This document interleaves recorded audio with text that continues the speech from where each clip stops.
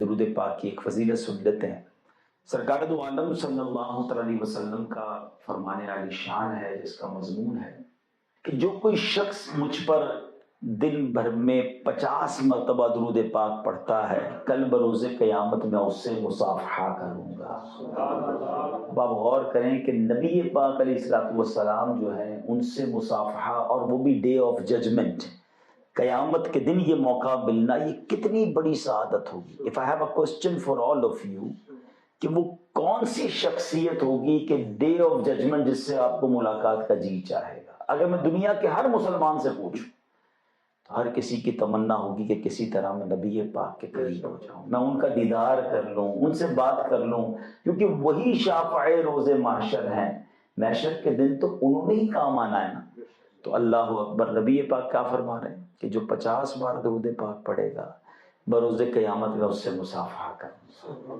اللہ کرے میں اور آپ کثرت سے درود پاک پڑھنے والے بن جائیں۔ آئیے مل کر محبت سے بآواز بلند درود پاک پڑھ لیجئے۔ صلو علی الحبیب صلی اللہ تعالی علی محمد صلی اللہ علیہ وسلم۔ آج جس ٹاپک پر میں نے بات کرنی ہے وہ یہ ہے کہ اسلام کے جو 5 پلرز ہیں، 5 پلرز آف اسلام، اللہ پر ایمان لانا، توحید پر یقین رکھنا، نبی پاک علیہ السلام کو اپنا آخری نبی ماننا، اور اس کے بعد نماز، روزہ، حج اور زکوٰۃ۔ آج اسلام کی ایک ایسی خوبصورت پکچر پیش کرنا چاہتا ہوں، کیونکہ ویسٹرن ورلڈ میں بیٹھا ہوں اور یہاں ایک ڈسکشن ہوتی ہے کہ اسلام سوسائٹی کے لیے، معاذ اللہ جو لبرل ہیں یا اسلام دشمن قوت ہیں وہ بات کرتے ہیں کہ اسلام جہاں بھی امپلیمنٹ ہوتا ہے وہاں سوسائٹی کے لیے مشکل کھڑی ہو جاتی ہے۔ ماں جناب سوسائٹی میں ڈیفیکلٹی کھڑی ہو جاتی ہے۔ اسلام جو ہے وہ سختی کا مذہب ہے، اسلام سے لوگ ایک دوسرے سے دور ہو جاتے ہیں۔ یہ وہی لوگ ہیں جنہوں نے لگتا ہے اسلام کو پڑھا نہیں ہے، اسلام کو سمجھا نہیں ہے۔ آج میں آپ کو اپنے بیان میں انشاءاللہ اللہ کی رحمت سے پروف کروں گا کہ اسلام is the best religion for the best society۔ اگر آپ دنیا میں کہیں امن چاہتے ہیں، اگر آپ دنیا میں کہیں بھائی چارہ چاہتے ہیں، اگر آپ دنیا میں کہیں محبتیں چاہتے ہیں، اگر آپ چاہتے ہیں کہ لوگ مل جل کر رہیں اور آپس میں ایک دوسرے کا ساتھ دیں اور ایک دوسرے کے ساتھ درگزر کریں، تو اسلام سے خوبصورت مذہب اور کوئی نہیں ہے۔ ہاں یہ ضرور کہا جا سکتا ہے کہ مسلمان پراپر اسلام پر عمل نہیں کر رہے۔ اگر مسلمان پراپر اسلام پر عمل کر لیں تو اس سوسائٹی سے بہترین سوسائٹی اور کوئی نہیں ہو سکتی۔ تو آج انشاءاللہ اس ٹاپک پر میں چند باتیں عرض کروں گا اور چند وہ اعمال میں آپ کو بتاؤں گا جس میں بظاہر آپ کو کوئی عبادت نظر نہیں آئے گی، یعنی بظاہر کوئی سجدہ نہیں ہے، کوئی تلاوت نہیں ہے، کوئی روزہ نہیں ہے، کوئی ذکر و اذکار نہیں ہے، لیکن اس کے کتنے بڑے بڑے اجر ہیں، کتنے بڑے بڑے انعام ہے کہ آپ حیران ہوتے چلے جائیں گے کہ یار کمال ہے کہ یہ عمل اور اس کا ثواب اتنا زیادہ۔ اور اگر آپ اس کے پیچھے اس کی پروسیس کو سمجھیں گے، اس کے تھاٹ کو سمجھیں گے تو سمجھ آئے گا کہ اس اتنا بڑا اجر رکھنے کی ایک وجہ یہ بھی ہے کہ لوگ پیار سے رہیں، ماحول سافٹ رہے، کول ڈاؤن ہو کر رہیں، لڑائی جھگڑا نہ ہو اور سوسائٹی بہترین سوسائٹی بن جائے۔ چلتے ہیں، سٹارٹ کرتے ہیں مسکرانے سے۔ سبحان اللہ، اسمائل کرنا۔ اب مجھے بتائیں نا، میں مسکراؤں یا آپ مسکرائیں، یہ اللہ کی عبادت تو بظاہر تو نہیں ہے، نہ میں سجدہ کر رہا ہوں، نہ نماز پڑھ رہا ہوں، نہ تلاوت کر رہا ہوں، مگر نبی پاک نے کیا فرمایا؟ میرے آقا علیہ السلام فرماتے تمہارا اپنے مسلمان بھائی کے لیے مسکرانا صدقہ ہے۔ اللہ اکبر، مسکرانا صدقہ ہے، سبحان اللہ۔ اچھا اب اگر آپ اس کے پیچھے لاجک پہ چلے جائیں کہ مسکراہٹ یہ وہ خزانہ ہے، جتنا خرچ کرو یہ بڑھتا ہی ہے، کم نہیں ہوتا۔ میں مسکراتا ہوں، مجھے دیکھ کے سامنے والا بھی مسکراتا ہے، ٹھیک ہے نا؟ اچھا آج انٹرنیشنلی یہ کورسز کروائے جا رہے ہیں کہ how to smile, customer service کے لوگوں کو سکھایا جاتا ہے کہ زیادہ مسکرانا ہے تاکہ آپ کی کسٹمر سروس اچھی ہو، لوگ آپ کے قریب آئیں، آپ ہر دل عزیز بن جائے۔ مگر میرے آقا کتنا مسکرایا کرتے تھے۔ حضرت ابو دردہ رضی اللہ عنہ صحابی رسول ہیں، جب آپ گھر آتے تھے نا اپنی وائف سے، اپنی زوجہ سے بات کرتے تھے، حضرت ام دردہ رضی اللہ تعالیٰ سے، تو مسکرایا کرتے تھے۔ تو ایک دن زوجہ نے آپ سے پوچھ لیا کہ حضرت آپ اتنا مسکراتے ہیں، جب مجھے دیکھتے ہیں مجھے مسکراتے ہیں، اتنی اس کی کیا وجہ ہے؟ تو کہتے ہیں وجہ یہ کہ جب میں نبی پاک علیہ السلام کی بارگاہ میں جاتا ہوں نا، پیارے آقا جب بھی مجھ سے بات کرتے ہیں میرے آقا مسکراتے ہیں، تو میں ان کو دیکھ کر میری بھی عادت پڑ گئی ہے۔ اللہ اکبر، نبی پاک اتنا مسکرایا کرتے تھے کہ اگر ہم مسکرائیں گے ہم سافٹ ہو جائے گا ماحول۔ میں آپ کو مسکرا کر ملوں گا، مجھے مسکرا کر ملیں گے تو ماحول بھی اچھا ہو جائے گا، हमारा जो बॉडी टेम्परेचर कह ले, या हमारा जो गुस्सा है, या हमारे अंदर कोई एग्रेशन है, वो कम हो जाएगा। और यही इस्लाम को रिक्वायर्ड है कि मोहब्बत से रहें, प्यार से रहें, मुस्कुरा कर रहें। मगर बहुत सारे ऐसे लोग हैं जो मुस्कुराते नहीं हैं। अब चले आज नियत कर ले इंशाअल्लाह कि नबी पाक की सुन्नत की नियत से मुस्कुराएंगे। जब जब मुस्कुराएंगे सवाब भी मिलता रहेगा। हैं? ऐसा आपको भी हुआ होगा फील, मुझे भी फील हुआ है कि कुछ लोग बिल्कुल नहीं मुस्कुराते, यानी अभी उनका चेहरा जब भी दिमाग में आता है कभी उनको मुस्कुराते नहीं देखा आज तक। तो ऐसा ना करें, अपनी जात के अंदर और मुस्कुराना रखें। और खास तौर पे अगर आपकी पब्लिक डीलिंग है तो आपको ज्यादा, अगर अवाम में हैं, आप ऑफिस में हैं, जॉब कर रहे हैं, अपने बिजनेस कर रहे हैं, फैमिली के साथ, अच्छा मुस्कुराहट का सबसे ज्यादा हकदार भी हमारे घर वाले हैं। अब प्रॉब्लम ये कि बाहर तो बाज़ औक़ात वो लोग बहुत मुस्कुरा रहे होते हैं, लोग कहते हैं बड़ा स्माइली फेस है, वेरी कंफर्टेबल बॉय, मगर घर जाकर वो इतना सख्त हो जाते हैं, शेरे बब्बर बन जाते हैं। ऐसा नहीं होना चाहिए। हमारे हुस्न अखलाक के सबसे ज्यादा अगर कोई हकदार है तो वो कौन है? हमारे घर वाले हैं। नबी पाक अलैहिस्सलाम की हदीस। चलिए अब दूसरा काम, मैंने कहा ना कि आज वही काम बताऊंगा जो बज़ाहिर कोई इबादत नजर नहीं आएंगे आपको, लेकिन उसमें अजर कितने सारे हैं। प्यारे आका अलैहिस्सलाम फरमाते हैं खैरुकुम लिअहली, फरमाया तुम में बेहतरीन वो है जो अपने घर वालों के साथ बेहतरीन है। और आका ने फरमाया तुम सबसे ज्यादा अपने घर वालों के साथ बेहतरीन हो। यानी नबी पाक ने फिर अपने आप को पेश करके फरमाया कि तुम में बेहतरीन कौन है? द बेस्ट अमंगस्ट यू, जो अपने घर वालों के साथ बेहतरीन है। मगर आका ने यह फरमाया कि मैं तुम सबसे ज्यादा अपने घर वालों के लिए अच्छा हूं। और मेरे आका का अंदाज क्या था? आपने पढ़ा होगा, हसनैन करीमैन को कांधे पर उठाते हैं, घर वालों का सौदा सलफ भी लाते हैं, बिल्कुल फैमिली मेंबर की तरह रहते हैं। हमारा मामला क्या है? हम बाहर तो बड़े खुश अखलाक और घर जाकर सारी सख्ती। अच्छा बाज़ औक़ात हम में से कुछ अफसर हैं, कुछ बिजनेस के बॉस हैं, कुछ जनाब किसी पुलिस की पोस्ट पर हैं, या कोई जनाब अपने इलाके का कोई चौधरी साहब है, तो वो घर जाकर भी वही ओहदा जो है ना वो उनका स्टाइल चल रहा होता है। घर भी वो इंस्पेक्टर ही बने हुए होते हैं, घर जाकर भी वो बॉस बने हुए होते हैं, घर जाकर भी चौधरी साहब बने होते हैं। ये नहीं दुरुस्त। घर वाले आपको घर का फर्द देखना चाहते हैं। नबी पाक ने कांधों पर उठाया ना हजरत हसनैन करीमैन को। प्यारे आका सजदे में जाते थे तो हसनैन करीमैन आपके कांधों पर हाजिर हो जाते थे। इससे क्या मुराद है? फ्लेक्सिबल। आपकी अजवाज, आपकी family very comfortable with him. मगर क्या हमारे घर वाले हमारे साथ बेहतरीन है? अच्छा ये भी जो प्रॉब्लम पता है क्या है, जो लोग सख्त होते हैं ना उनको ये भी नहीं पता होता मैं सख्त हूं। वो कहते नहीं मैं तो बिल्कुल ठीक हूं, my family is very comfortable with me. आप कह रहे हैं ना कंफर्टेबल है, उनसे पूछिए। अच्छा बता भी नहीं सकते क्योंकि बता के उन्होंने और फिर उनके पर सख्तियां शुरू हो जानी है। किसकी हिम्मत है? वो कहते हैं किसकी मजाल है कि जो तुझको बता सके। तो अपना टेस्ट खुद ले लें। कभी कभी अगर चेक करना हो ना कि यार मेरे जाने से घर वाले कंफर्टेबल फील करते हैं, डिफिकल्ट फील करते हैं, तो आप कभी घर में जाए ना और नोट करें बगैर बताए कि मेरे घर में जाने से पहले सबके चेहरे स्माइली थे, मजाक हो रहा था, बातें हो रही थी, मेरे दाखिल होते सब खामोश हो गए, टेंशन क्रिएट हो गई, इमरजेंसी नाफिज हो गई, जल्दी कोई खाना गर्म करो वरना खैर नहीं है, टाइम पे जूते पॉलिश नहीं होंगे तो खैर नहीं है, इस्त्री कपड़े नहीं होंगे तो खैर नहीं है। ये वाला माहौल नहीं होना चाहिए है। हम घर में दाखिल हो तो माँ कहे मेरा बेटा आ गया, बहन कहे मेरा भाई आ गया, बच्चे दौड़ते हुए आए कि अब्बू आ गए, ज़ौजा कहे कि मेरे सरताज आ गए। Everybody become happy when we enter our house. Tension create ना हो जाए उनको कि बाहर ही ठीक थे, हैं? तो फिर आप गौर करें कि मैं ऐसा फर्द नहीं हूं जो घर वालों को रिक्वायर्ड था। वैसे इस पे एक और भी प्रॉब्लम है। मिसाल के तौर पे मैं आपसे सवाल करता हूं, दो किस्म के वालिद होते हैं। एक घर में दाखिल होते हैं तो बच्चे जो है वो दौड़ते हुए आ जाते हैं कि अब्बू आ गए, या आप जैसे हम में से बड़ी उम्र के हैं तो दादा आ गए, हैं? वो दौड़ते हुए आए। और एक वालिद वो होते हैं जब घर में दाखिल हो तो बच्चे रजाई में छुप जाते, जल्दी सो जाओ अब्बू आ गए, क्योंकि उन्होंने आके क्लास ही लेनी है। तो मुझे बताएं कि इन दोनों में से किस वालिद के पास चांस है कि वो बच्चों की अच्छी तरबियत कर सकेगा, जिससे बच्चे करीब आएंगे ना। और डर के आपसे छुप रहे हैं तो अब क्या समझाएंगे उनको? तो अगर आप बेहतरीन तरबियत भी किसी की करना चाहते हैं ना तो पहले उसके दिल में जगह बनाएं।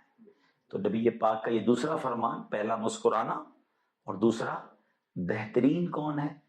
जो अपने घर वालों के साथ बेहतरीन। अगेन मैं अपने घर वालों के साथ बेहतरीन, उसमें अल्लाह की इबादत कौन सी है? अब गौर करें ना। मगर मेरी शरीयत को क्या पसंद है कि घर में जाएं तो सॉफ्ट रहें, नरम रहें, धर दिल अजीज रहें, प्यार वाला माहौल हो, गुड फैमिली हो। यानी अगर होम स्वीट होम का फार्मूला अपनाना है تو وہ بھی میری شریعت پر عمل ہے، میرے مصطفیٰ کریم کی سنت پر عمل ہے۔ اب آگے چلتے ہیں۔ سبحان اللہ، ایک اور بڑا کمال کا عمل ہے اور وہ ہے سلام کرنا۔ ہم آپس میں جب ملے تو یہ گڈ مارننگ ابھی سے شروع نہیں ہوا۔ نبی پاک علیہ السلام کی جلوہ گری سے پہلے لوگ آپس میں ملتے تھے تو وہ یہی کہتے تھے کتنی پیاری صبح ہے، عربی میں کہتے تھے، تو اس کا مطلب یہ تو گڈ مارننگ۔ مگر پیارے آقا نے فرمایا کہ یہ مسلمانوں کا طریقہ نہیں ہے۔ طریقہ یہ ہے کہ ایک دوسرے کو سلام کریں، السلام علیکم ورحمۃ اللہ وبرکاتہ۔ حدیث پاک سنیں، نبی پاک فرماتا تم جب تک جنت میں داخل نہیں ہوگے جب تک تم ایمان نہ لاؤ، اور تم مومن نہیں ہو سکتے جب تک تم ایک دوسرے سے محبت نہ کرو۔ اب غور کریں، ایک دوسرے سے محبت کرنی، نہیں اسلام کتنا محبت کا درس دے رہا ہے، اور پھر محبت پیدا کیسے، اس کا فارمولہ بھی نبی پاک فرما رہے ہیں۔ اور کیا تم کو ایسی چیز نہ بتاؤں تو عمل کرو تو ایک دوسرے سے محبت کرنے لگ جاؤ۔ محبت پیدا کرنے والی چیز کیا ہے؟ نبی پاک فرماتے ہیں سلام کو عام کرو۔ یعنی سلام اگر کوئی عام کرتا ہے تو سبحان اللہ ہوتا کیا ہے کہ اس کے دل میں مسلمانوں کے لیے محبت پیدا ہو جاتی ہے۔ تو یہی بات ہمیں سمجھنی ہے۔ اب ایک اور بڑی پیاری حدیث پاک سنیے گا۔ اچھا، اس حدیث میں مجھے اتنی پسند ہے، یہ حدیث لفظ ہے موتیوں جیسے۔ نبی پاک کے الفاظ تو سبحان اللہ، ہم کہتے تھے نا کہ وہ الفاظ کیسے تھے کہ وہ دہن جس کی ہر بات وحی خدا، چشمہ علم و حکمت پہ لاکھوں سلام۔ اعلیٰ حضرت ایک اور جگہ لکھتے ہیں نا، میں نثار تیرے کلام پر ملی یوں تو کس کو زبان نہیں، وہ سخن ہے جس میں سخن نہ ہو، وہ بیان ہے جس کا بیان نہیں۔ آپ پہلے عربی کے الفاظ سنیے پھر میں اس کا ترجمہ سناؤں گا۔ نبی پاک علیہ السلام فرماتا یا ایھا الناس افشوا السلام واطعموا الطعام وصلوا باللیل والناس نیام تدخلوا الجنہ بسلام۔ ہے نا کیسے پیارے الفاظ ہیں، موتیوں کی مانند۔ اب ان کے معنی سمجھیے گا، کمال فرمایا میرے آقا نے۔ فرماتے ہیں یا ایھا الناس، اے لوگو، افشوا السلام، سلام کو عام کرو، واطعموا الطعام، لوگوں کو کھانا کھلاؤ، وصلوا باللیل والناس نیام، رات کو اس وقت نماز پڑھو جب لوگ سو رہے ہوں۔ یہ کتنے کام دیے پیارے آقا نے؟ 3۔ افشوا السلام، سلام کو عام کرو، واطعموا الطعام، کھانا کھلاؤ، اور وصلوا باللیل والناس نیام، جب لوگ سو رہے اس وقت نماز پڑھو۔ تہجد پڑھنے والوں آپ کو مبارک ہو، یہ 3 کام کیے، پھر اس کا رزلٹ کیا ملے گا؟ what will be the reward؟ فرمایا تدخلوا الجنۃ بسلام، یہ 3 کام کر لو گے تو جنت میں سلامتی کے ساتھ داخل ہو جاؤ۔ ایک تو جنت میں داخل اور وہ بھی سلامتی کے ساتھ۔ تو یہ 3 کام آپ اپنی زندگی میں عام کریں کہ سلام۔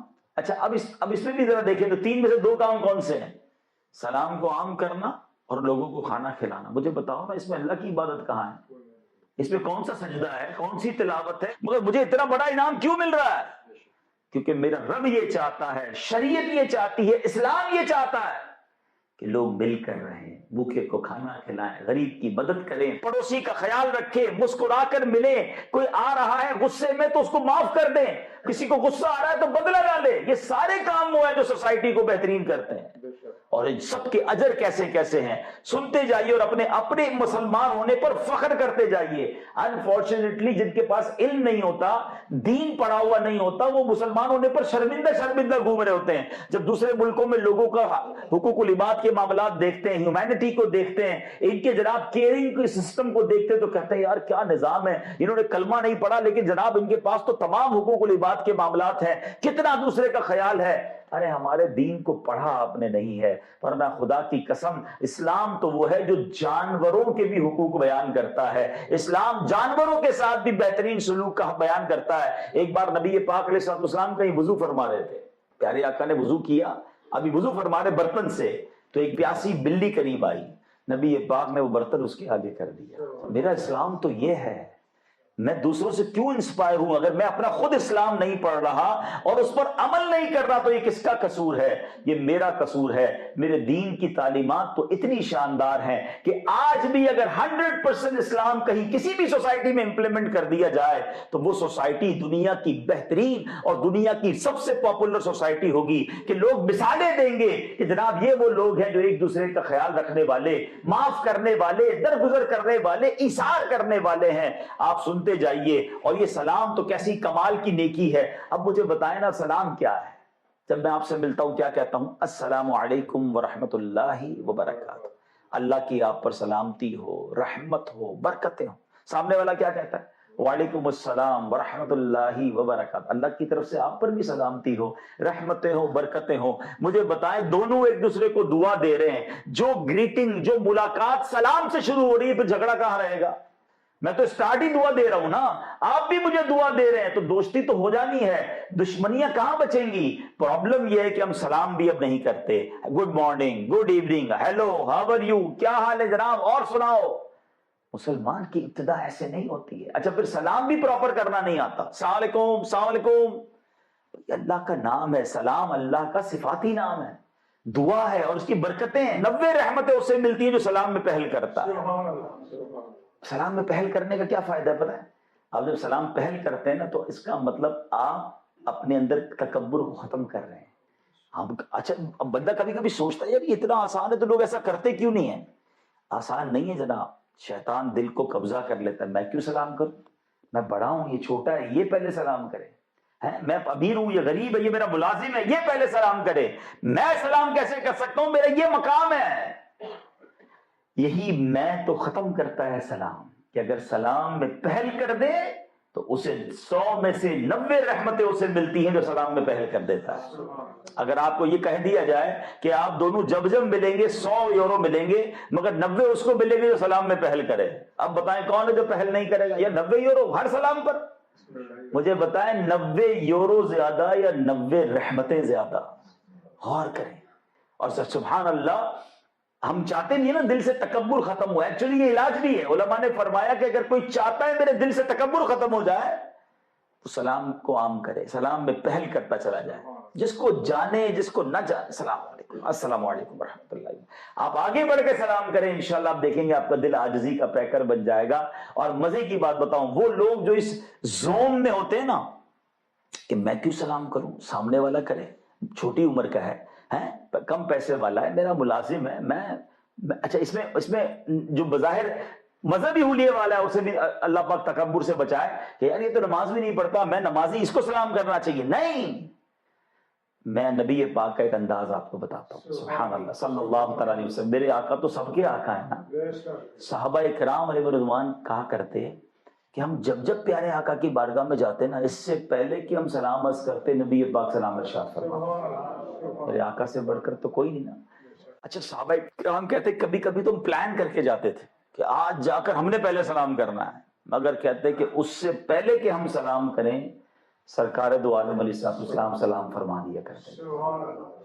بلکہ علماء تو ایک اور عشق بھری بات فرماتے ہیں کہ اگر آج بھی کوئی مدینہ شریف چلا جائے، سنیے گا ذرا غور سے، روضہ رسول پر جائے، اس سے پہلے کہ ہم سلام پیش کریں پیارے آقا اپنی عادت کے مطابق آج بھی سلام میں پہل فرماتے ہیں۔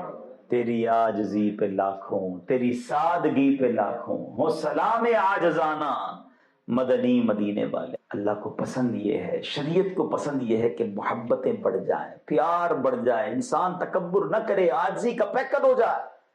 اور اس میں بھی نیکیاں کس طرح ہیں اب یہ بھی سمجھ لیجئے گا۔ اگر کوئی صرف السلام علیکم کہتا ہے تو 10 نیکیاں، ورحمت اللہ ملا لے تو 20 نیکیاں، اور وہ برکاتوں بھی شامل کر لیں تو 30 نیکیاں ملتی ہیں۔ تو اب خود ہمیں لالچ ہونی چاہیے نیکیوں کی، اس سے آگے نہیں ہے، یاد رکھیے کچھ لوگ اس کے بھی آگے بہت بڑھا رہے ہوتے سلام، ایسا نہیں ہے۔ اب آگے چلتے ایک اور کمال کا کام، میں صرف انہی کاموں کو آج آپ کے سامنے بیان کروں گا جس میں بظاہر آپ کو کوئی عبادت نظر نہیں آئے گی، مگر اجر کتنے بڑے ہیں، اور اس کا کرنچ کیا ہے، اس کی سمجھیے کہ ضرورت کیا ہے، کہ جیسے جیسے آپ یہ کام کرتے جائیں گے بیسٹ سوسائٹی بنتی جائے گی۔ حدیث پاک ہے تحادو تحابو، ایک دوسرے کو تحفے دو، اس سے تم میں محبت بڑھے گی۔ ایک دوسرے کو گفٹ دیں، اس سے محبت بڑھے گی، یعنی مسلمان ایک دوسرے کو پیار سے رہیں، محبت سے رہیں، اور یہ میرے اسلام کا طریقہ ہے۔ اور سبحان اللہ اگر اچھی نیت کے ساتھ تحفہ دیا جائے، اچھا تحفے میں بھی اگر انسان کا ذہن اور اچھا ہونا تو ایک اور کام کرنا چاہیے۔ چلیں بات چلی ہے کہ ہمارے یہاں کچھ بعض اوقات کچھ ریت رواج ہیں، ہم وہی تحفے دے رہے ہوتے ہیں اور بظاہر وہ تحفے کسی کام کے بھی نہیں ہوتے۔ اب ہم کسی کے گھر جاتے ہیں، نارملی پہلا کیا تحفہ ملتا ہے؟ گلدستہ۔ اب ایک بندہ اس گلدستے کا کیا کرے گا، اور ایک ہی بندے کو 4 گلدستے دے دیں آپ، وہ بندہ ویسے بھی اگر ٹریولر ہے تو گلدستے لے کر کہاں جائے گا؟ اچھا یہ پیسے سے آتے ہیں، فری تو آتے نہیں ہیں. اس کی جگہ اگر اتنے ہی پیسوں کی آپ کوئی کتاب دے دیں، کوئی اسلامک بک دے دیں، وہ جب تک پڑھتا رہے گا آپ کو ثواب ملے گا. اچھا آپ نے کہہ رہے کتاب کے علاوہ کچھ دینا ہے، کوئی تسبیح تحفے میں دے دیں. اچھا اتنے بھی دے دیں گے تو وہ لگائے گا تو خوشبو ملے گی نا اس سے. بعض اوقات ہم کچھ ایسے تحفے دیتے ہیں جو سامنے والے کے کسی کام کے بھی نہیں ہوتے. اب قرض جو لون دینا ہے وہ کتنی بڑی نیکی ہے آپ کو پتا ہے؟ نبی پاک علیہ الصلوۃ والسلام شب معراج کو تشریف لے گئے، آپ نے جنت کے دروازے پر لکھا ہوا دیکھا کہ صدقے کا ثواب 10 گنا ہے اور قرض کا ثواب 18 گنا ہے. تو نبی پاک نے جبریل امین سے پوچھا کہ اے جبریل، یہ 10 گنا تو صدقے کا ثواب اور قرضے کا 18 گنا کیوں ہے؟ کہا حضور مسئلہ یہ ہے کہ صدقہ تو ہر آدمی مانگ رہا ہوتا ہے، پتہ بھی نہیں چلتا کہ وہ جناب نیڈی ہے یا نہیں ہے. فرمایا قرضہ وہی لیتا ہے جو نیڈی ہوتا ہے، جو ضرورت مند ہوتا ہے. ایک شخص تھا، بڑا گناہگار تھا، اس کا انتقال ہو گیا. جب اس کا انتقال ہوا تو کسی نے خواب میں دیکھا کہ تمہارے ساتھ کیا معاملہ ہوا. کہتا اللہ نے میری بخشش فرما دی. کہ تجھے کیسے بخش دیا، تو بڑا گناہگار تھا. کہاں گناہگار ضرور تھا مگر میری عادت تھی میں لوگوں کو قرضہ دیا کرتا تھا. ایک بندہ رکھا تھا جو پیسے وصول کرنے جاتا تھا، اس کو میں نے ایک سمجھائی ہوئی تھی بات، دیکھ پہلے پیسے وصول کرنا، کوئی ملے نا پریشان اور مہلت مانگے تو اس کو مہلت دے دینا، اور تجھے لگے کوئی بالکل ہی کلاش ہو گیا ہے، بڑا ہی تنگ دست ہو گیا تو اس کو معاف کر دینا. مرنے کے بعد مجھے بتایا گیا کہ تو میرا بندہ ہو کر میرے بندوں کو معاف کرتا تھا، میں نے تیرے سارے گناہ معاف کر دیے. تو کبھی کبھی کوئی قرضہ معاف بھی کر دیا کرو، کبھی کوئی بیچارہ پریشان آئے تو اس کو تھوڑا ٹائم مزید بڑھا دیا کرے، اس نیت کے ساتھ کہ میرے ثواب کا میٹر جاری ہے. اب آتے ان لوگوں کی طرف کہ جو قرضہ لے کر بالکل ہی چینج ہو جاتے ہیں. یہ اتنا بڑا مسئلہ ہے کہ قرضہ لینے سے پہلے بندہ اور ہوتا ہے، قرضہ لینے کے بعد بندہ ہی بدل جاتا ہے. اتنی منتیں کر کے لیتا ہے، آپ فکر ہی نہ کریں، ٹائم پہ دے دوں گا، بس آپ کی بڑی مہربانی، میرے بچے بھی آپ کو دعا دیں گے. پیسے لینے کے بعد بندہ ایسا غائب ہوتا ہے کہ بندہ ڈھونڈتا ہے گیا کدھر، نہ فون اٹھاتا ہے میرا، نہ جواب دیتا ہے. تو یہ زیادتی ہے. یہ لوگ جو ایسا کرتے ہیں نا، ان کی وجہ سے ان لوگوں کو بھی اب قرضہ ملنا بند ہو گیا جو بیچارے نیڈی ہوتے ہیں. اگر آپ نے کسی کا قرضہ لیا ہے، سب سے پہلے تو جب لیں اس وقت دینے کی نیت ہونی چاہیے. اگر دینے کی نیت نہیں ہے تو ایک بات یاد رکھیے گا، آپ تو برباد ہوں گے، اللہ اسے نواز دے گا جس کے پیسے کھائے جاتے ہیں. آپ دنیا میں دیکھ لیں، جس کے پیسے کھائے گئے نا، اللہ نے اس کو تو کہیں سے دے دیا. جس نے کھائے ہیں وہ برباد ہو گیا. اور جس نے دینے کی نیت کی ہوتی ہے نا، روایتوں میں آتا ہے اللہ فرشتوں کے ذریعے مدد کرتا ہے، وہ بندہ قرضہ اتار دیتا ہے. تو اپنا قرضہ آپ جب بھی لیں، پہلی نیت یہ ہو کہ یا اللہ میں نے قرضہ اتارنا ہے، مجھے قرضے والی موت نہیں چاہیے. سرکار دو عالم علیہ الصلوۃ والسلام نے ایک بار ایک جنازہ پڑھانے سے انکار فرما دیا جب پتہ چلا کہ اس پر قرضہ ہے. تو یاد رکھیے ایسی موت اللہ ہمیں نہ دے کہ ہم پر کوئی قرضہ ہو. اگر قرضہ ہے تو پہلی فرصت میں اسے اتارنا چاہیے. اچھا کچھ لوگوں کا یہ بھی پرابلم ہے، سب کچھ ہوتا ہے قرضہ نہیں دینا، پھر بھی گھر میں سامان بھی ہے، سارے گھر کے کام چل رہے ہیں، گھومنا پھرنا بھی چل رہا ہے، حج عمرے بھی چل رہے ہیں، اور پیسے نہیں لوٹانے. اب اس کا بھی فارمولہ سن لیں کہ جس کے پاس مال ہوتے ہوئے اگر وہ قرض نہیں لوٹا رہا تو اس کو روزانہ ہر لمحے گناہوں کا میٹر جاری ہے. ہاں اس کو تو نیکی مل رہی ہے، جتنے پیسے دیے اس کو روز ثواب مل رہا ہے، اور جو نہیں دے رہا، جان بوجھ کر نہیں دے رہا، تنگ کر رہا ہے، تو اب اسے ہر گھڑی گناہ مل رہا ہے. تو یہ سوچ لے کہ یہ اللہ کی بارگاہ میں کیا منہ دکھائے گا. اور قرضے کا بوجھ لے کر گیا تو ادھر تو پیسے دینے ہیں نا، ادھر نمازیں دینی پڑیں گی. ہاں قیامت کے دن ایسا نہیں ہوگا کہ آپ کہیں گے یا اللہ میں اس کے 1 لاکھ روپے دینے اب قیامت والے دن دے رہا ہوں. نہیں، ادھر نمازیں دینی پڑیں گی، نیکیاں دینی پڑیں گی. اعلیٰ حضرت فرماتے جو کسی کے 3 پیسے جان بوجھ کر دبا لے اس کو بروز قیامت 700 با جماعت نمازیں دینی پڑ جائیں گی. ادھر تو لاکھوں روپے کھا جاتے ہیں، بولتے ہیں بھائی کچھ بھی نہیں کوئی کر سکتا. ٹھیک ہے کوئی کر نہیں سکتا مگر اللہ کی بارگاہ میں انصاف ہوگا. تو اب آپ غور کیجئے کہ قرضہ دینا کون سی بظاہر عبادت ہے، کون سا سجدہ ہے، کون سا روزہ ہے، مجھے بتاؤ نا، کون سی تلاوت ہے، مگر میرے اللہ کو پسند کتنا ہے، شریعت کو پسند کتنا ہے کہ آپ کسی کی مدد کر دیں، کسی کو قرضہ دے دیں، آپ کو ثواب مل رہا ہے. ہے نا بیسٹ سوسائٹی کے لیے بیسٹ ریلیجن. یہ ہے میرا اور آپ کا پیارا مذہب. اب آگے چلتے ہیں، اسلام میں کیسی کیسی جناب جو ہے نا، چلے وظیفہ بھی لے لیں. مولا علی شیر خدا کو نبی پاک علیہ الصلوۃ والسلام نے فرمایا کہ اے علی میں تمہیں ایسی ایسی بات نہ بتا دوں، ایسا وظیفہ نہ بتاؤں کہ نبی پاک نے فرمایا کہ جس کی وجہ سے تم پر پہاڑ جتنا قرض ہو تو وہ بھی ادا ہو جائے. تو آئیے مل کر پڑھ بھی لیتے ہیں. اللہم اکفنی بحلالک عن حرامک واغننی بفضلک عمن سواک. سبحان اللہ. تو یاد رہے کہ یہ وہ وظیفہ ہے کہ بندہ پڑھتا رہے تو انشاءاللہ پہاڑ جتنا قرض بھی ہوگا تو اس کا حل ہو جائے گا. اچھا اب آتے ہیں ایک اور خوبصورت کام، وہ اتنی ضرورت ہے ہمارے معاشرے میں، اور وہ یہ ہے کہ انسان مسلمان جو ہے دوسرے مسلمان کو معاف کر دے. کوئی غلطی ہو گئی ہے معاف کر دے، بدلہ نہ لے. قرآن میں اللہ فرماتا وَلْيَعْفُوا وَلْيَصْفَحُوا، معاف کر دیں اور درگزر کریں. سبحان اللہ. نبی پاک علیہ الصلوۃ والسلام کے پیارے غلاموں سنو، ایک حدیث پاک ہے کہ حضرت موسیٰ علیہ الصلوۃ والسلام نے بارگاہ الہی میں عرض کی، اے میرے رب تیرا کون سا بندہ تیرے نزدیک زیادہ عزت والا ہے؟ آپ بھی چاہتے ہو نا اللہ کے نزدیک عزت والے ہو جائے. اصل میں ہمارا ایک اور فینومنا بڑا عجیب ہو گیا ہے کہ ہمیں لگتا ہے کہ عزت والا وہ ہے جس کی ذرا فالوور زیادہ ہیں، جس کے لائکس زیادہ ہیں، جس کے جناب ووٹ زیادہ ہیں، جس کو معاشرے میں گاڑیاں زیادہ ہیں، جس کے بعد پیسے زیادہ ہیں. ہم نے عزت والے کا کانسیپٹ ہی اور بنا لیا. بالخصوص جو سوشل میڈیا کی وجہ سے عزت ڈھونڈ رہے ہیں نا، پہلے ایک بات آج سمجھ لیں، بالخصوص میرے ینگسٹر جو یہاں بیٹھے ہیں، عزت کہتے کس کو ہیں؟ عزت اور شہرت میں پہلے فرق سمجھیے گا. شہرت اور چیز ہے، عزت اور چیز ہے. اگر پاپولیرٹی کی بات کریں نا تو سب سے زیادہ دنیا میں مشہور شیطان شاید پہلے دوسرے نمبر پہ ہوگا. کون ہے دنیا میں جو اس کو نہیں جانتا؟ شہرت ہے، عزت ہے نہیں ہے نا. فرعون کو کون نہیں جانتا؟ حامان کیا مشہور نہیں ہے؟ کیا قارون مشہور نہیں ہے؟ مگر اس کی وجہ شہرت کیا ہے؟ اللہ کا عذاب ان پر نازل ہوا، اللہ کے نافرمان ہے. فرمایا بد نصیب ہے وہ شخص جس میں دنیا میں لوگ اسے بہت بڑا آدمی سمجھتے ہوں اور اللہ رسول کی بارگاہ میں اس کا کوئی حصہ نہ ہو. مجھے بتاؤ نا یار کون خوش نصیب ہے؟ اللہ راضی ہو گیا جس سے. دیکھیں جتنی فیم ہے یہ چند دنوں کی ہوتی ہے. ایک کریز آتا ہے، ایک ٹرینڈ آتا ہے، تھوڑے دنوں تک کوئی ٹرینڈنگ میں ہوتا ہے، اس کے بعد اس کا پتہ بھی نہیں ہوتا کدھر گیا وہ. یہ کون سی عزت ہے یار جو چند دنوں تک آپ نیوز میں رہے تو آپ کی عزت ہو گئی؟ عزت وہ ہے جس سے اللہ اور اس کے رسول راضی ہیں. دیکھو نا عزت ہے تو آج خواجہ غریب نواز کی ہے نا.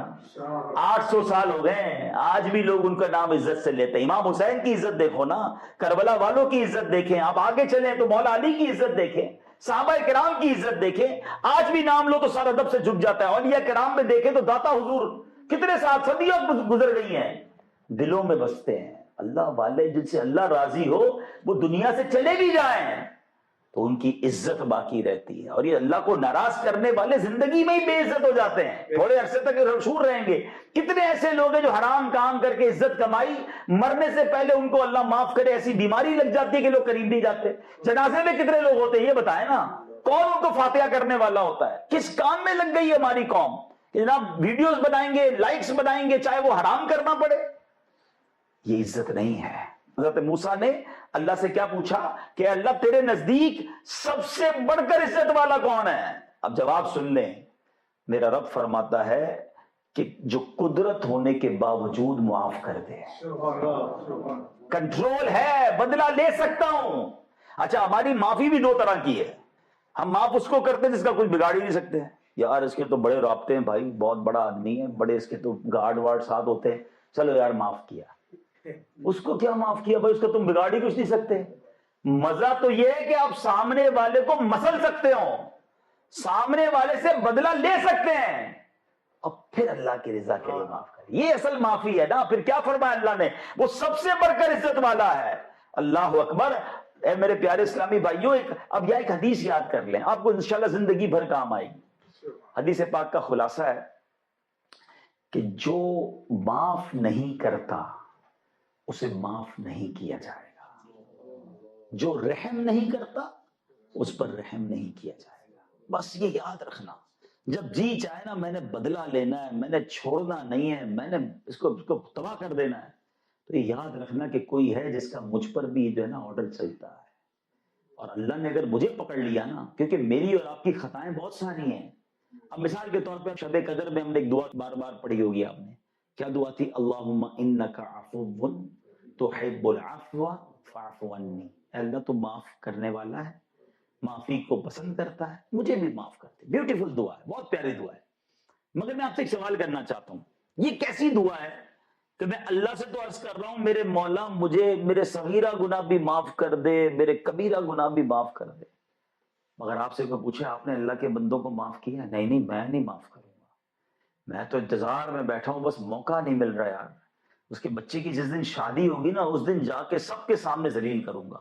اپنے بچوں کو بھی لوگ وصیت کر کے جاتے ہیں، بیٹا فلاں کو چھوڑنا نہیں، تو انہیں بدلہ لینا ہے، فلاں رشتہ دار کے گھر جانا نہیں ہے، یعنی خاندانی دشمنیاں پال کے بیٹھے ہیں، اور اللہ سے کیا کہہ رہے ہیں؟ اللہ تو مجھے معاف کر دے۔ یار یہ کیسی معافی ہے؟ اللہ سے یہ کہو نا کہ اے رب العالمین مجھے لوگوں نے ستایا بھی، دل بھی دکھایا، تکلیف بھی پہنچائی، مگر میں بندہ ہو کر تیرے بندوں کو آج معاف کرتا ہوں۔ اللہ تو کریم ہے نا، سب سے بڑا معاف کرنے والا ہے، تو بھی مجھے معاف فرما دے۔ یہ معافی اور ہے نا، مزیدار معافی ہے نا۔ تو یاد رکھیے گا جو معاف نہیں کرتا اسے معاف نہیں کیا جائے گا۔ اور ایک بات اور یاد رکھیں، بعض اوقات جو لوگ یہ کمزوروں پر روب جماتے ہیں نا، دبا دیتے ہیں، پریشر دیتے ہیں، ان پر ظلم کرتے ہیں۔ میں نے ایک بار بیان میں کئی بار یہ جملہ کہا ہے، میں پنجاب کے ٹریول پہ تھا، وہاں ایک جملہ سیکھا تھا، کسی پنجابی بھائی نے بتایا تھا۔ وہ کہتے ہیں بھائی ہمارے ایک جملہ بڑا مشہور ہے کہ مضبوط آدمی سے نہ ڈرو، ماڑے آدمی سے ڈرو۔ تو میں نے کہا یہ کیوں؟ ماڑا کمزور کو کہتے ہیں؟ کہہ رہے اس لیے کہ مضبوط تو اپنا بدلہ خود لے لے گا، مگر جو کمزور ہوگا نا وہ بدلہ نہیں لے سکے گا، مگر اللہ کی بارگاہ میں فریاد کر دے گا۔ جب اس کی فریاد وہاں پہنچے گی نا تو پھر ظالم بچتا نہیں ہے، پھر سب کچھ برباد ہو جاتا ہے۔ کمزور آدمی کی ہائے سے ڈرنا چاہیے، تو ہمیں معاف کرنا ہے، درگزر کرنا ہے۔ اور سبحان اللہ، اب ایک اور ریوارڈ سنیے، اللہ کے حبیب علیہ السلام فرماتے ہیں جس کا مضمون ہے کہ جو شخص یہ 3 کام کر لینا، اللہ اس کا قیامت کے دن حساب بھی آسانی سے لے گا اور اس کو جنت میں گھر بھی عطا فرمائے گا۔ اب مجھے بتائیں کون ہے جو یہ نہیں چاہتا کہ حساب بھی آسان ہو جائے اور جنت میں گھر مل جائے؟ ٹھیک ہے نا، کام 3 ہیں۔ ویسے ہی دل کے دروازے پر چوٹ کرنے کے لیے، دستک دینے کے لیے پوچھتا ہوں کہ اگر میں آپ کو ابھی اعلان کروں 3 کام کرنے میں سب کو ناروے میں ایک گھر مل جائے گا اپنا اونرشپ پہ، بندہ کہے گا حاجی صاحب گھر دے دو، تسی کم بتاؤ کی کرنا ہے، کم بد میں بتا دینا، جو بتاؤ گے کر دیں گے۔ 3 ہی کام کرنے ہیں نا، واقعی پکا اپنا گھر، پراپرٹی جی آپ کی اپنی VIP گھر ملے گا۔ مجھے بتاؤ ناروے کا گھر اچھا یا جنت کا گھر اچھا؟ اللہ کے نبی کا وعدہ ہے نا، تو یقیناً ملے گا، حساب بھی آسان ہو جائے گا۔ اب کام 3 ہیں، تھوڑے مشکل ہیں، میں نہیں کہوں گا آسان ہے لیکن کر سکتے ہیں آپ۔ کیا فرمایا؟ جو تمہیں محروم کرے تم اسے عطا کرو، جو تم پر ظلم کرے تم اسے معاف کر دو، جو تم سے توڑے تم اس سے جوڑو۔ یہ 3 کام کر لو، فائدہ کیا ہے؟ اللہ حساب آسانی سے لے گا اور جنت میں گھر بھی عطا فرمائے گا۔ سودا مہنگا تو نہیں ہے نا؟ سچ بتاؤ، ہے؟ جنت کا گھر کوئی ایکسپائری ڈیٹ نہیں ہے اس کی، یہاں تو مرنا ہے میں نے اور آپ نے، ادھر موت بھی نہیں ہے، ہمیشہ ہمیشہ جنت میں رہیں گے۔ تو بس صرف کرنا کیا ہے؟ ہو جائے کسی مسلمان سے غلطی، معاف کر دیں، زیادتی کی ہے درگزر کر لیں، اس نے مجھے رشتہ داری توڑی ہے میں جوڑ لوں، وہ مجھے نہیں دے رہا میں اسے دینا شروع کر دوں۔ ہم کہتے ہیں میں بھی تحفہ نہیں دوں گا، اس کے گھر گیا تھا اس نے بھی تحفہ نہیں دیا تھا، میں اپنے بچے کی شادی پہ اس کو نہیں بلاؤں گا، انہوں نے نہیں بلایا تھا، بھائی اس نے محروم کیا نا، آپ عطا کریں۔ اچھا اب دوبارہ آ جاتا ہوں اسی ٹاپک کی طرف، ان تینوں چیزوں میں اللہ کی عبادت بظاہر کون سی ہے؟ کون سا سجدہ ہے؟ کون سی تلاوت ہے؟ کون سے جناب اس کے اندر روزے ہیں؟ محروم کرنے پر عطا کرو، ظلم کرنے پر معاف کرو، جو تم سے توڑے اس سے جوڑو۔ بتاؤ اگر یہ کرنا ہم شروع ہو جائیں تو سوسائٹی کیسی ہو جائے گی، معاشرہ کتنا پیارا ہو جائے گا، پیار کتنا بڑھ جائے گا۔ یہ ہے میرا اسلام جو میں بار بار آپ کو بتانا چاہ رہا ہوں کہ اپنے مسلمان ہونے پر فخر کریں اور اس کو پڑھیں، اسلام کو، اور عمل کریں۔ اسلام سے بڑھ کر سوسائٹی کے لیے بہترین مذہب کوئی اور نہیں ہے۔ بس تو بہت ساری باتیں، 2-3 باتیں سپیڈلی عرض کر دیتا ہوں۔ میں کسی کو پانی پلاؤں کون سی عبادت ہے؟ کھانا کھلاؤں کون سی عبادت ہے؟ بظاہر کسی بے لباس کو لباس پہنائے، اللہ اس کو جنت کے لباس پہنائے۔ اٹ مینز ایک دوسرے کا لوگ ہاتھ پکڑیں، ایک دوسرے کی مدد کریں۔ پڑوسیوں کے حقوق کتنے پتہ ہے؟ ایک بار نبی پاک علیہ السلام صحابہ کرام علیہ رضوان کو حقوق بیان کر رہے تھے، پڑوسی اتنے حقوق بیان کیے، اتنے بیان کیے کہ ایک صحابی نے کہا مجھے ایسا لگا کہ آج نبی پاک لگتا ہے پڑوسیوں کا ورثے میں بھی حق بیان کر دیں، اتنے حقوق ہیں، مجھے بتائیں نا کہ میں اپنے پڑوسی کا خیال رکھوں، یہ اس میں اللہ کی کون سی عبادت ہے بظاہر، مگر یہ اللہ کو پسند ہے کہ دو مسلمان اگر ساتھ رہ رہے ہیں ایک دوسرے کا خیال رکھیں، ایک دوسرے کی قدر کریں۔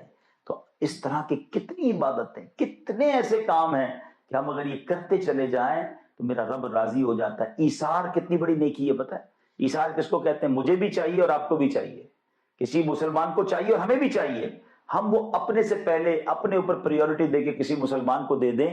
فرمایا جو ایثار کرتا ہے اللہ اس کی بخشش فرما دیتا ہے، بخشش کا پروانہ ہے۔ اور صحابہ کرام میں ایثار پتہ ہے کیسا تھا؟ ایک بار ایک صحابی رسول کے گھر پہ سری، بکرے کا جو سر ہوتا ہے نا، وہ تحفے میں آئی، عرب کے لوگ اسے بڑا پسند کرتے ہیں۔ صحابی رسول کے گھر آئی تو آپ نے سوچا کہ مجھے پسند تو ہے لیکن میرے برابر میں میرا بھائی رہتا ہے، وہ زیادہ خوش ہو جائیں گے، ان کو زیادہ ضرورت ہے، وہ تحفہ انہوں نے ادھر بھجوا دیا۔ جب ان کے گھر میں گیا تو انہوں نے سوچا کہ انہوں نے کہا مجھے تو پسند ہے لیکن میرے برابر میں پڑوسی کے گھر بھجواؤں گا زیادہ خوش ہوں گے۔ روایتوں میں آتا ہے 7 گھروں سے گھوم کر پھر پہلے صحابی کے گھر پہ پہنچے۔ ایوریبڈی وانٹ ٹو سیکریفائس، اگلے کا بھلا، دوسرے کا بھلا۔ کہ آج ہمارے اندر یہ عادت ہے؟ ہمارے مولانا ضیاء الدین مدنی رحمۃ اللہ تعالیٰ نے، امیر اہل سنت کے پیر و مرشد، وہ ایک واقعہ سناتے ہیں، فرماتے ہیں کہ پہلے کے مدینے کے لوگ کیسے ہوتے تھے۔ فرمایا ایک مدینہ پاک کے بزنس مین کے پاس ایک شخص گیا اور جا کر کہتا ہے حضور یہ کپڑا مجھے چاہیے، مجھے ذرا دے دیجئے۔ آرڈر دیا اس نے، تو انہوں نے کہا میرے پاس یہ کپڑا ہے جو آپ مانگ رہے ہیں، مگر میری صبح سے سیل بڑی اچھی ہو گئی ہے، یہ سامنے جو میرے بھائی کی کپڑے کی دکان میں دیکھ رہا ہوں صبح سے فارغ بیٹھا ہے، آپ اس سے یہ آرڈر لے لیں تو اس میرے بھائی کا بھی بھلا ہو جائے گا۔ یہ ہے اسلام۔ اور آج حال کیا ہے؟ کسی کی دکان سے ہو کر کے ہمارے پاس آ جائے، ارے بھائی ادھر کدھر چلے گئے، وہ تو 2 نمبر آدمی ہے، کبھی مت جانا بھائی اس کے پاس۔ ہم سے کوئی کسی اور مسلمان کا پوچھے تو اس کی برائی بیان کرنی ہے۔ اصل میں ہمارے مائنڈ سیٹ میں یہ بیٹھ گیا کہ جب تک یہ نیچے نہیں ہوگا نا میں اوپر نہیں ہوں گا، اس سے چھن کر مجھے ملے گا تو مجھے ملے گا۔ یہ ہے ہی بے وقوفی، یہ حسد نہیں تو کیا ہے؟ ایثار یہ ہے، ہمیشہ یاد رکھیں کسی کے روزگار بڑھنے سے آپ کا روزگار کم نہیں ہو سکتا۔ جو میرے نصیب میں ہے وہ مجھے مل کر رہے گا، جو میرے نصیب میں نہیں وہ مجھے کوئی دے بھی نہیں سکتا۔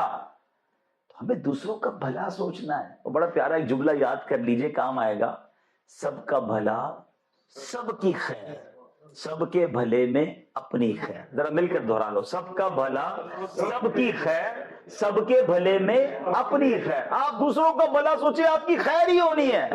اور جو دوسروں کا برا سوچتے ہیں نا وہ اپنی کھودے ہوئے گھڑے کے اندر جا کے گر جاتے ہیں۔ حسد اسی چیز کا، برائی کا نام ہے۔ پازیٹیو سوچیں، اچھا سوچیں، اللہ کریم ہے، اللہ نے اس کو دیا وہ آپ کو بھی دے سکتا ہے۔ آپ یہ کیوں سوچتے ہیں اس کا چھینے گا پھر مجھے ملے گا؟ نہیں جناب، میرا رب کے خزانے بھرے ہوئے ہیں۔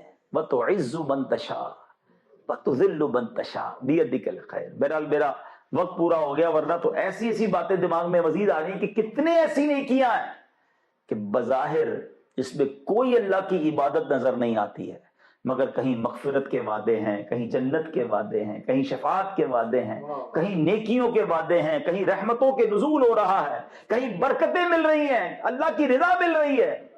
تو سبحان اللہ، کیسا پیارا مذہب ہے۔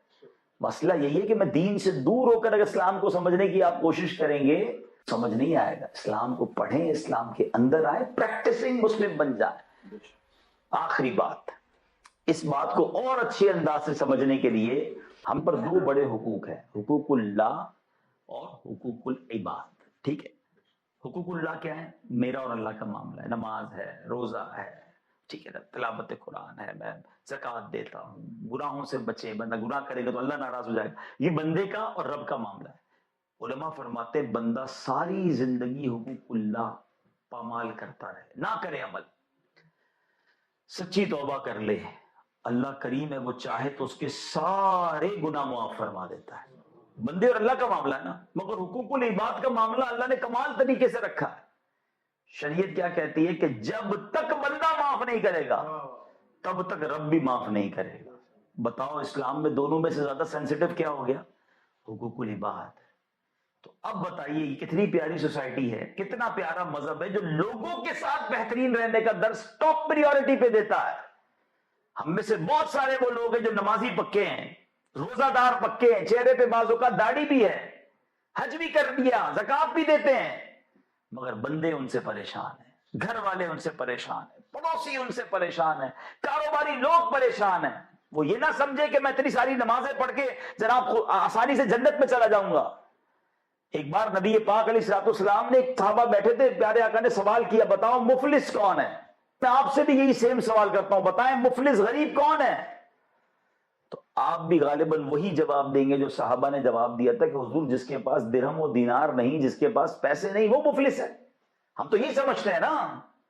سنیے میرے آقا نے کیا فرمایا صلی اللہ تعالی علیہ وسلم، فرمایا مفلس وہ نہیں بلکہ مفلس وہ ہے جو قیامت کے دن اس حال میں آئے گا، حدیث پاک کا خلاصہ ہے، اس کے بعد نمازیں بھی ہوں گی، روزے بھی ہوں گے، زکوٰۃ بھی ہوں گی، ساری نیکیاں ہوں گی۔ اے نمازیوں، روزہ داروں، حاجیوں سنو، مگر وہ اس حال میں آئے گا، کسی کے ساتھ زیادتی کی ہوگی، کسی کا مال دبایا ہوگا، یہ سارے لوگ اللہ کی بارگاہ میں کھڑے ہو جائیں گے، یا اللہ ہمارا انصاف، ہمارا حق دلا۔ اب ادھر تو پیسے نہیں ہوں گے نا، ادھر پتا ہے آخرت کی کرنسی کیا ہے، وہاں اعمال ہیں، یا تو آپ نیکیاں دینی پڑیں گی یا گناہ لینے پڑیں گے۔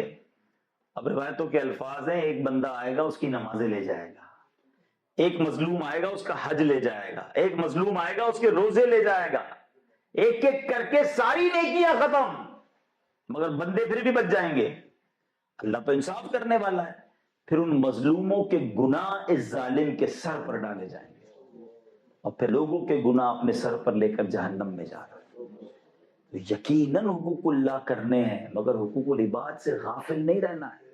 اور اس سے یہ بھی ایکسٹریکٹ کر لیجئے کہ میرا مذہب کتنا پیارا ہے کہ مجھے حقوق العباد پہ اتنی سینسٹیوٹی کے ساتھ رکھتا ہے کہ اگر میں عمل کر لوں تو میری پوری سوسائٹی، پورا معاشرہ اسلام کی دھوم پوری دنیا میں پڑ سکتی ہے۔ یہ ہماری بدبختی ہے، یہ ہماری یوں سمجھے غفلت ہے کہ ہم اپنے اسلام پر اس طریقے سے عمل پیرا نہیں۔ آئیے مل کر اس شمع کو ہم روشن کریں، اس پیغام کو لے کر چلیں، اپنے بچوں کی ایسی تربیت کریں۔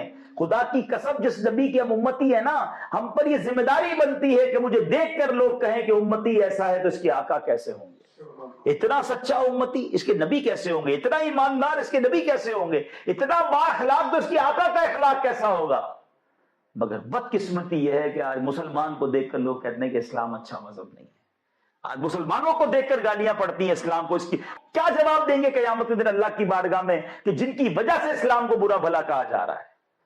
تو آج اللہ کے گھر میں اپنے آپ سے وعدہ کریں کہ ویسے مسلمان بنیں گے کہ مجھے دیکھ کر لوگ کہیں کہ سبحان اللہ، امتی ایسا ہے تو اس کے نبی کیسے ہوں گے۔